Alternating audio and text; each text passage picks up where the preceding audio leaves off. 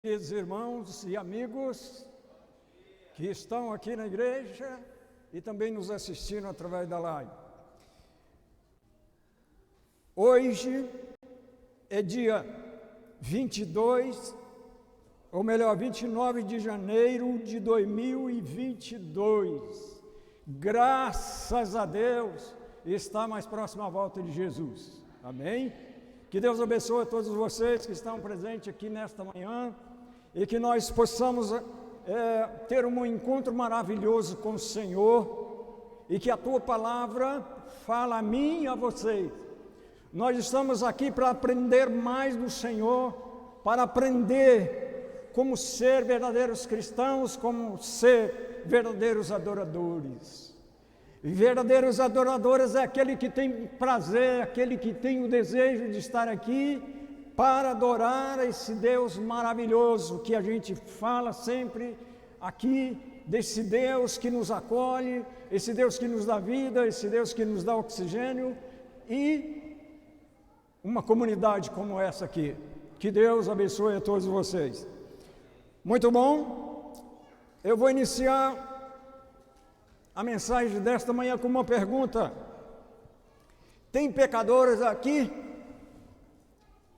1, 2, 3, 4, 5, 6, 7, 8, 9, 10, 11, 12, 13, 14, 15 e mais um aqui, 16.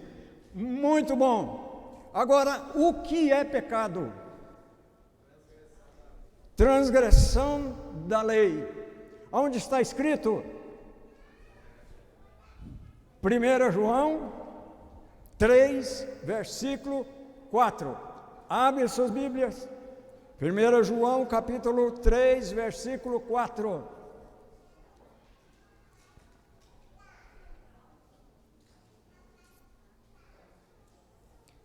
Primeiro João capítulo 3, versículo 4. Está escrito assim, ó. Amém? Ainda tem pessoas, procura. 1 João capítulo 3, versículo 4. Está escrito assim, ó. Todo aquele que pratica o pecado transgride a lei. De fato, o pecado é a transgressão da lei. Tá, mas tem muita gente que diz que a lei foi abolida. A lei de Deus. Fica bem claro isso, a lei de Deus foi abolida. Agora, se ela foi abolida, alguém a aboliu. E se você perguntar para alguém, para esse alguém, eles vão dizer que foi Jesus Cristo. Quando ele morreu na cruz, ele cravou a cruz, a lei. Mas nós entendemos que a lei que foi cravada na cruz foi a lei cerimonial. Tá, então, vamos ver, vamos perguntar para Jesus se foi ele que aboliu a lei. Abre suas Bíblias em Mateus capítulo 5, versos 17 e 18. O próprio Jesus, ele vai responder essa pergunta. Mateus capítulo 5, capítulo 5, versículo 17 e 18. Capítulo 5, versos 17 e 18. Está assim, ó. Não pensem que vim abolir a lei ou os profetas. Não vim abolir, mas cumprir. Digo a verdade, enquanto existir os céus, a terra, de forma alguma desaparecerá da lei a menor letra ou o menor traço, até que tudo se cumpra. Muito bem, o que quer dizer ou o significado da palavra cumprir? Segundo o dicionário é obedecer, acata, executa, cumpre o que promete. E abolir? Abolir quer dizer anular, revogar, fazer cessar, tornar extinto. Jesus fez isso? Não fez. Veja bem, a lei de Deus, ela contém quantos mandamentos? 10 mandamentos. Agora, se Jesus aboliu esta lei, veja, será que João, o apóstolo João, ele sabia que Jesus não havia abolido a lei? Lógico que ele sabia, até porque ele continuou pregando a validade da lei de Deus. Agora, ou será que João estava equivocado? Vocês têm uma ideia quando que João escreveu esse versículo aqui, versículo capítulo 3 e o versículo 4 de 1 João? João escreveu esse versículo aqui no ano 85 a 90 depois de Cristo. Veja, João então, quando Jesus foi assunto ao céu, João tinha cerca de 24 anos de idade. Então ele pregou cerca de 55 ou 57 anos a validade da lei de Deus. Agora, é difícil, é triste a gente ver pessoas dizendo que a lei de Deus foi abolida. Jesus, ele confirmou a lei de Deus. Ele disse que ele guardava os mandamentos de seu Pai. Se essa lei foi abolida, hoje, nós cristãos, que pregamos a validade da lei de Deus, nós pregamos que ainda é pecado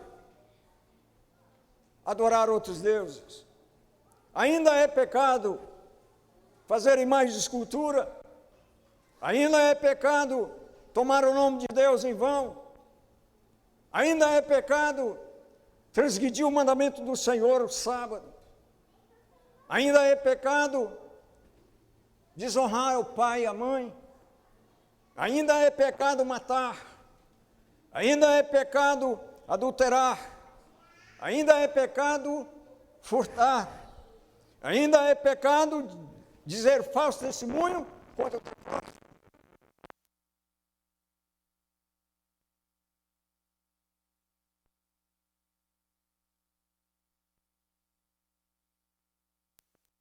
Então, nós confirmamos aquilo que Jesus já confirmou, que João confirmou, através do seu ministério, que a lei de Deus, ela está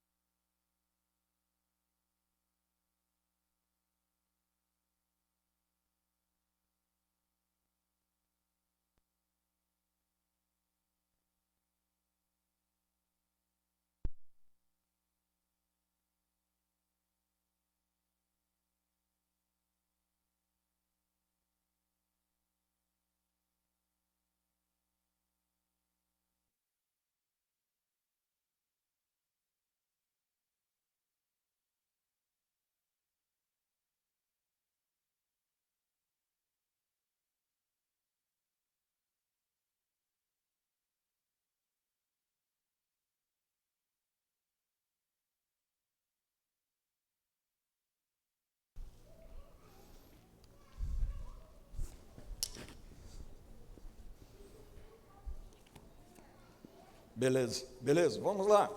Romanos capítulo 6, verso 23. Está escrito assim, ó: pois o salário do pecado é a morte. Se parasse aqui o texto, estaríamos perdidos. O ser humano estaria perdido, mas o texto continua. Diz assim, ó: mas, repita comigo, mas o dom gratuito de Deus é a vida eterna em Cristo Jesus. Glória a Deus. Veja, o dom gratuito de Deus é salvar o homem do pecado. A lei não salva, mas ela mostra o pecado. E assim nós vamos a Jesus. E Ele, com a sua misericórdia, Ele intercede por nós. E os pecados serão perdoados. Mas, como teremos a vida eterna se somos pecadores? Sim ou não? Somos pecadores? Sim. Agora, esses pecados, eles podem ser perdoados? Sim, através da graça, através da intercessão de Jesus por nós. Agora, veja bem aqui a graça agindo a nosso favor. Abre suas Bíblias em 1 João capítulo 1, versículo 9. 1 João capítulo 1, verso 9. A graça agindo ao nosso favor. Ela disse assim, ó: se confessar os nossos pecados, Ele é fiel e justo para perdoar os nossos pecados e nos purificar de toda a injustiça. Amém. Glória a Deus.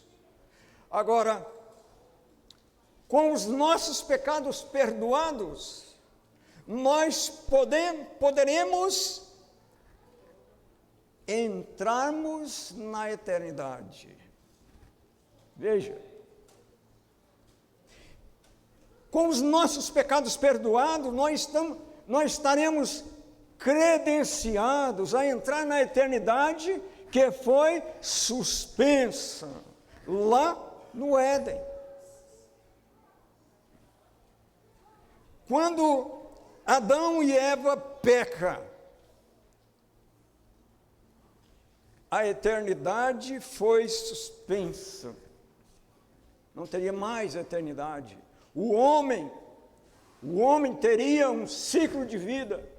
A gente não sabe qual seria o que Deus faria.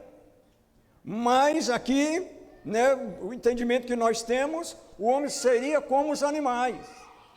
Teria um ciclo de vida. E aí ele morria e a sua identidade desaparecia. Mas eis que vem o plano da redenção. A graça através de Jesus. A eternidade que foi suspensa lá no Éden. Aí Jesus, então, com seu sacrifício, ele reverteu a situação. Ele colocou a salvação, a vida eterna, nas mãos das pessoas, de todas as pessoas, de toda a humanidade.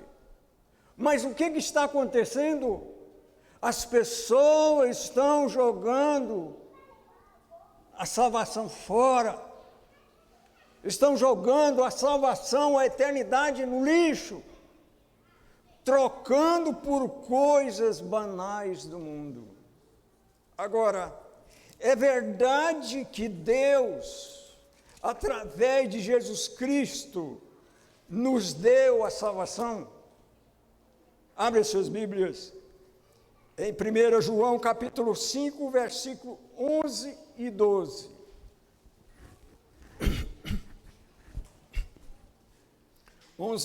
e 12.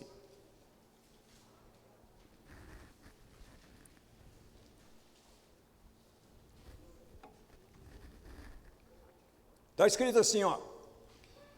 E este é o testemunho de Deus, nos deu a vida eterna, e essa vida está em seu Filho. Quem tem o Filho, tem a vida. Quem não tem o Filho, não tem a vida. Veja, quem não tem Jesus Cristo, tudo que Ele fizer aqui neste mundo, que Ele construir, adquirir, perecerão. Perecerão e fica restrito a este mundo, não tem eternidade, não tem novo céu, nova terra. Título de doutor, doutorado, mestrado, PhD, não vale nada sem Jesus. Quando essa pessoa morre, morre com ele os títulos, perecerão. A sua credencial não é transferível para uma outra pessoa. Agora, veja aí o versículo 13. A palavra diz assim, ó. João dizendo, escrevi essas coisas a vocês que creiam no nome do Filho de Deus, para que saiba que tem a vida eterna. Aleluia. Você crê nisso, meu querido irmão, minha querida irmã? Veja, o que é eternidade? Você tem uma ideia o que é eternidade? Hoje não temos como nós explicarmos o que é eternidade, porque ainda não estamos vivendo a eternidade. Agora, o certo é que um dia nós do planeta Terra iremos entrar na eternidade. E aí Deus, sim, Ele saberá o que vai acontecer durante a eternidade. Agora, de uma coisa eu tenho certeza, Oswaldo Paulo de Faria, não será esses 70, 80, 90 anos, isso perante a eternidade é nada. Os 969 anos de Matusalém está anos-luz da eternidade. Agora, o que nós estamos aprendendo com a palavra do Senhor sobre eternidade? Sabe, falando nisso, eu me lembro quando eu tinha cerca de 4 anos de idade, eu vi algo que me marcou muito, sabe, mas parece que foi ontem. Parece que foi ontem. Hoje, eu olho para frente, sabe, parece que eu estou chegando no fim da estrada. Entende? Quando a gente vai passando dos 18 e tal, sabe, vai chegando assim, aí você olha lá na frente, parece que está ficando um pouco escuro. Sabe, aí você olha e parece que o fim da estrada está chegando. Sabe, agora, estaria chegando o fim da estrada se eu não cresce nesta profecia aqui, ó. João capítulo 14. Se você não crer nesta profecia aqui, aí sim você estará chegando o fim da picada, ou seja, o fim da estrada. João 14, abre suas Bíblias, João 14. Uma das profecias mais lindas da Bíblia, essa aqui, ó, que nos dá esperança. Está escrito assim, ó: não se perturbe o coração de vocês, crê em Deus, creia também em mim. Na casa de meu pai há muitos aposentos. Se não fosse assim, eu teria dito a vocês: vou preparar lugar para vocês. E quando eu for e preparar lugar, voltarei e vos levarei para mim mesmo, para que vocês estejam onde eu estiver. Glória a Deus. Essa é uma promessa maravilhosa. Sabe, aí a gente fica pensando o seguinte: quando Jesus disse assim, olha, não perturbe o vosso coração. É difícil, né? Neste momento em que nós estamos vivendo, no mundo em que nós estamos vivendo, não perturbar os nossos corações, com tanta desgraça que está acontecendo neste mundo, entende? A gente tem dia que fica aflito, está entendendo? Mas Jesus disse assim, olha, creia em mim, creia no Pai, Ele tem coisas maravilhosas, sabe? Agora, essa promessa, ela está passando de geração em geração, e chegou aqui onde nós estamos.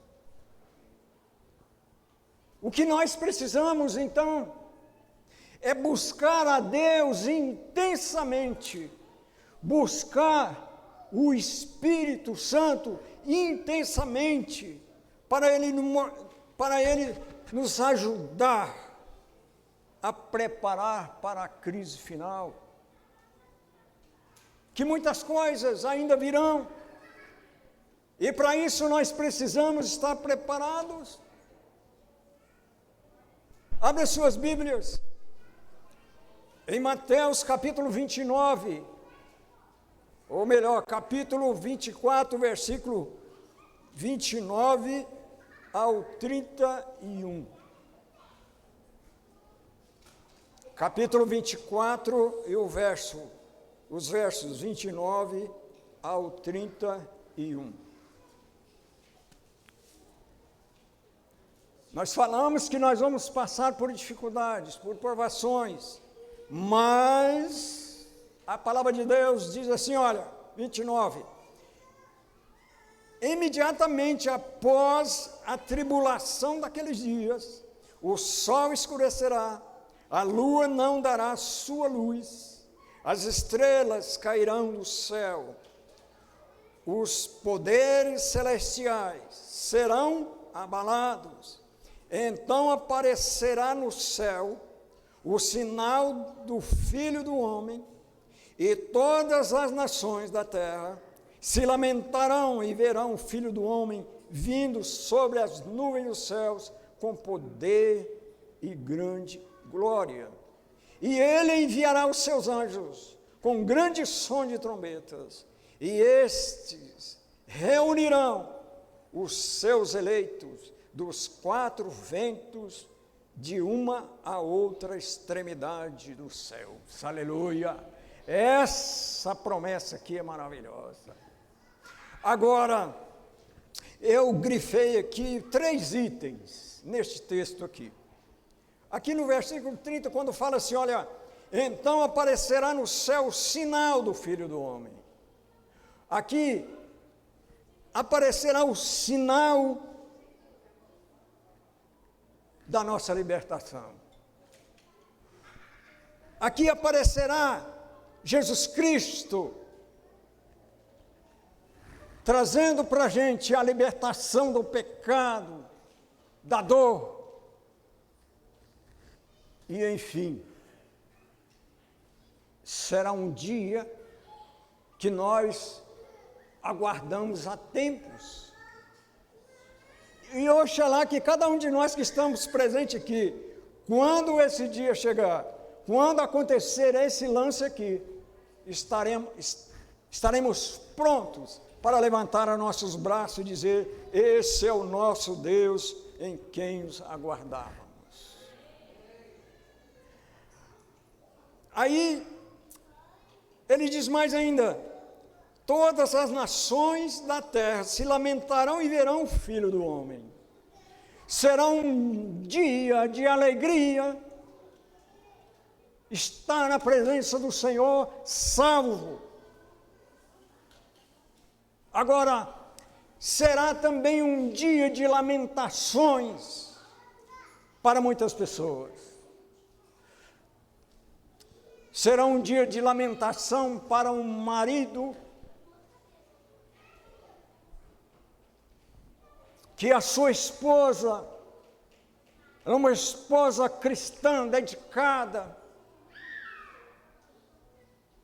E quantas vezes esta esposa convidou o seu marido para estudar a Bíblia, para fazer o culto matinal, para estar em comunhão com Deus.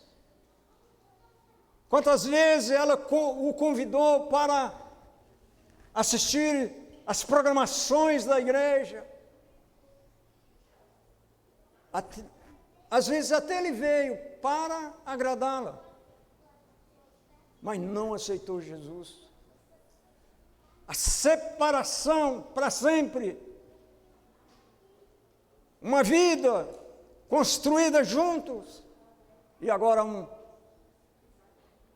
ter essa separação para sempre. Quantas esposas, que o seu marido é um homem dedicado, um homem temente a Deus, um cristão exemplar, e de repente, muitas vezes, esse marido a convidou para estudar a palavra, para ir à igreja, assistir às programações, de repente até ela foi para agradá-lo, mas não entregou o coração para Jesus. E aquela vida construída juntos, agora terão que se separar para sempre. Quantos filhos que nasceram na igreja, quantos filhos que recebeu as primeiras palavras do Senhor através dos seus pais,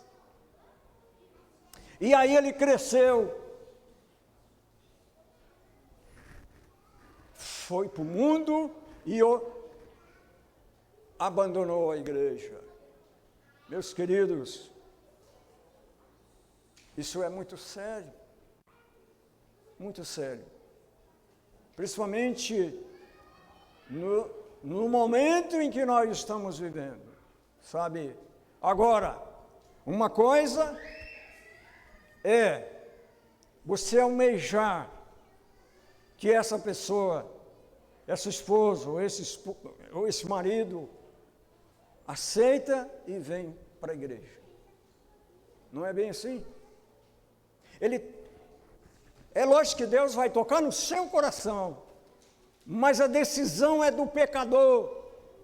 Deus não muda o pecador. De repente a gente ora pelo filho, pela mãe, pelo parente e tal, muda, Senhor, o coração, muda essa pessoa. Mas se ela não quiser mudar, agora, se ela mudar a sua vida, aí Deus transforma. Isso aconteceu comigo. Entende? Enquanto eu não entreguei minha vida na mão do Senhor Jesus, Não houve uma transformação. Então nós temos que querer e entregar nas mãos do Senhor. Aí Ele vai nos transformar. Aí nós vamos sentir a mão do Senhor. Aí nós vamos sentir a unção do Espírito Santo nas nossas vidas, sabe? Mas ao contrário, Deus não vai pegar ninguém pelo colarinho e dizer assim, olha, você tem que ir para o céu. Então, assim, está em nós, querer ou não, a salvação. Você querendo ou não, Jesus virá. Você aceitando ou não, Jesus virá. Agora, tudo que eu fizer na minha vida, sabe, não vai mudar a grandiosidade, a glória de Deus. Ele sempre será o Deus Todo-Poderoso, Deus Criador dos céus e da terra e mantenedor de tudo. Ou eu sendo cristão ou não, sabe? Então assim, fica esse alerta para mim e para você. Deus transforma. Deus transforma. De repente, você vem à igreja, no sábado, no domingo, nas quarta-feiras, devolve o dízimo, as ofertas. É bom, é maravilhoso, faz parte. Mas não é só isso. Você já fez uma entrega total para Jesus? De repente, isso que está faltando. De repente, você tem 50, 60 anos de igreja, mas ainda não entregou o coração verdadeiramente para Jesus. Não tem aquela alegria de estar aqui na presença do Senhor e dar um glória. Ó Senhor, muito obrigado. Entra de cabeça baixa e sai de cabeça baixa, daí nem cumprimenta o seu irmão do lado. Nós devemos ter alegria, meus queridos, de pertencer a essa família. Essa comunidade, ela é abençoada por Deus. Agora, nós fazemos parte dessa comunidade. E é essa comunidade que Deus, muito em breve, Ele vai dizer para Jesus, falou, vai lá buscar o nosso povo. E nós, como estamos? Estamos preparados? Eu sempre digo o seguinte, nós fomos salvos, já fomos salvos. Agora, uma coisa é ter sido salvo e outra é viver como salvo. Você tem vivido, tem andado como salvo aqui dentro desse templo. Você tem vivido como salvo lá no seu lar. Você tem vivido como salvo lá no seu trabalho. Por onde você anda. Esse é o verdadeiro cristão, meus queridos. É aquele que anda como salvo, é aquele que vive como salvo por onde ele anda. É esse aí que Jesus dará ordem aos seus anjos para buscá-los, reuni-los. Veja, aí que coisa maravilhosa esse versículo 31 aqui, ó.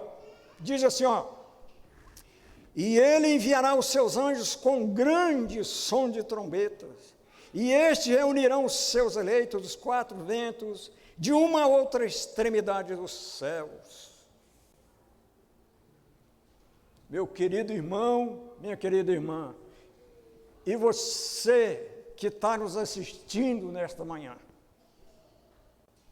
se prepare. Naquele grande dia, o anjo do Senhor irá visitar as suas casas para te levar e levar aqueles que estiverem preparados lá no seu lar. João viu isso e muito mais, coisas maravilhosas ainda aqui, ó. Nós temos 2 horas para frente, vamos lá. Apocalipse capítulo 21. Apocalipse capítulo 21. Veja, tudo isso que nós falamos aqui, João, né, totalmente integrado nesse ministério. Agora nós vamos ver o ápice de tudo isso aqui. Está aqui no capítulo 21 de Apocalipse, versículo 1 está assim, ó. Então vi novos céus, nova terra, pois o primeiro céu e a primeira terra tinha passado, e o mar já não existia. Meus queridos, eu fico pensando, João, ele estava preso na ilha de Patmos, ali não tinha como ele sair. Ele olhava para todo lado, o que ele olhava é água. Eu fico pensando ele ali, né, andando pela orla. Mas só que tem um detalhe aí.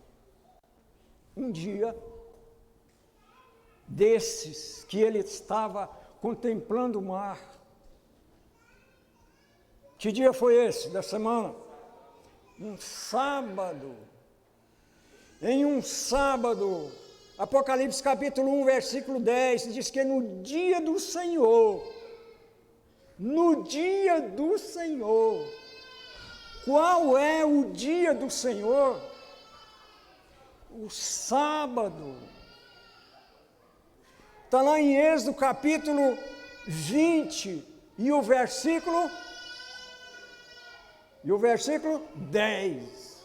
Está lá assim. Esse é o sábado do Senhor teu Deus.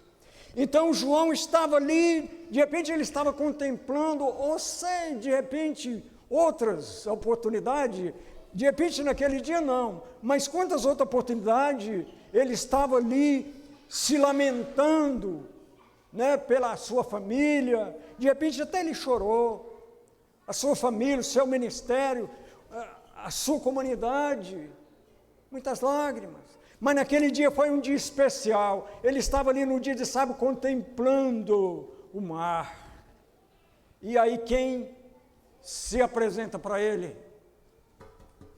Toca, Jesus. Jesus aparece para João, ele dá uma visão maravilhosa, e aí João diz assim, olha aqui, mostrou para ele um novo céu, uma nova terra. E ali ele diz assim, eu não vejo mais o mar. João estava livre. João não estava mais vendo o mar para impedir que ele saísse dali, para ir para a sua comunidade, para a sua família. Ele estava feliz. Estava feliz, porque ele estava livre. E aí no versículo 3, fala assim, ó, ouvi uma forte voz que vinha do trono que dizia, agora o tabernáculo de Deus está com os homens, com os quais ele viverá, eles serão os seus povos, o próprio Deus estará com eles e será o seu Deus. Veja que momento ímpar para João, quando ele ouve essas palavras, agora o que estava acontecendo? O Criador, novamente, integrado às suas criaturas. E ali João estava feliz. E aí ele diz mais ainda no versículo 4, ele fala assim, olha, ele enxugará dos olhos todas as lágrimas. Não haverá mais morte, nem tristeza, nem choro, nem dor, pois a antiga ordem já passou. Meus queridos, esse aqui é um momento chave, sabe, para aquele momento em que João estava vivendo. Tudo passou, tudo. Agora ele estava junto com o seu melhor amigo, o seu Salvador, que quantas vezes ele ali junto com Jesus, e agora o próprio Jesus agora diz, olha, agora para sempre nós vamos viver no paraíso. Que maravilha! Agora, essa promessa aí não foi só para João, não. Para todos nós. Para todos nós. E aí, João, então, no versículo 2. No versículo 2, olha o que ele vê. Ele fala assim, ó, vi a cidade santa, a nova Jerusalém, que descia do céu, da parte de Deus, preparada como uma noiva, adornada para o seu marido. João sabia que ali ia ser a sua morada, futuramente. Naquele momento, ele estava vivendo hoje. Ele sabia que era ali, que iria cumprir, ou que cumpriu, aquela promessa que nós lemos lá em João capítulo 14, vou preparar aposentos, morada para vocês. Ele falou, essa é a minha morada. Agora, pergunta, vocês têm uma ideia do tamanho desta cidade? Será que era mais ou menos o tamanho de Edéia? Goiânia? São Paulo?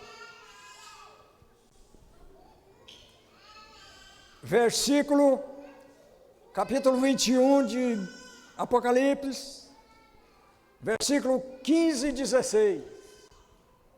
Apocalipse, capítulo 21, 15 e 16. Está assim, ó. O anjo que falava comigo tinha como medida uma vara feita de ouro para medir a cidade, suas portas e seus muros. A cidade era quadrangular, de comprimento e de larguras iguais. Largura igual. Aí diz mais assim, ó, e ele mediu a cidade com uma vara e tinha 2.200 quilômetros de comprimento. A largura e a altura eram iguais ao comprimento. Tá bom. Aí eu tive, fazendo uma pesquisazinha assim, medindo o comprimento, vamos dizer, o comprimento da cidade é de Porto Alegre, Rio Grande do Sul, a Minaçu, na divisa de Goiás com o Tocantins, certo? Tá, 2.200 quilômetros. Agora vamos fazer uma continha, rapidinha. 2.200 quilômetros vezes 4, dá 4 vezes 2, 8. 4 vezes 2, 8. 8.800 quilômetros quadrados. Agora, será que cabe esse pessoal aí? Porque João aqui no capítulo 7, versículo 9, ele falou assim que ele viu uma multidão que ninguém poderia contar.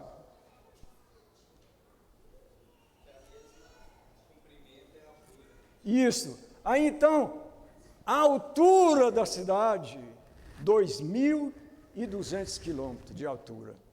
Certo? O porquê essa cidade é desse tamanho? Ou será que Deus não tinha uma visão, dizendo, não, lá só vai caber mais ou menos umas 400.000 pessoas, mas será que 300 milhões de pessoas cabem nessa cidade.